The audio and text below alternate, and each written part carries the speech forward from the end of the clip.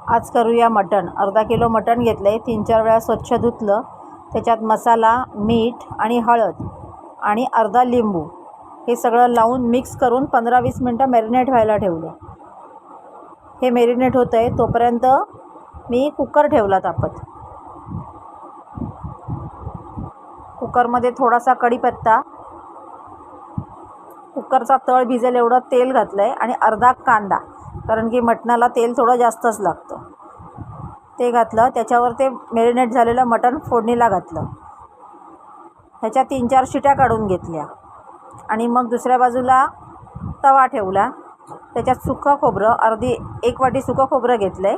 त्याच्या बारीक स्लाईस करून त्या गोल्डन ब्राऊन होईपर्यंत भाजून घेतल्यात. 2 कांदे घेतलेत, ते पण गोल्डन ब्राऊन होईपर्यंत चांगले भाजायचे आहेत. त्याच्यात मी 4 हिरव्या मिरच्या पण घातल्यात. मसाला जरी तिखट असला तुमचा तरी हिरव्या मिरचीची चव वेगळीच असते. ते पण चांगलं गोल्डन ब्राऊन होईपर्यंत भाजून घेतलं आहे. आता ह्याच्यावरच मी थोडीशी कोथिंबीर टाकणार आहे. तुम्ही म्हणाल कोथिंबीर कोण वाटपात भाजतं, पण कोथिंबीरमुळे वेगळीच चव येते. असं वाटप करून बघा.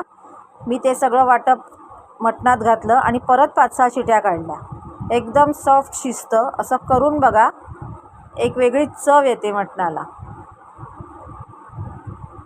त्याच्याबरोबर नाचणीची भाकरी, लिंबू, कांदा, भात.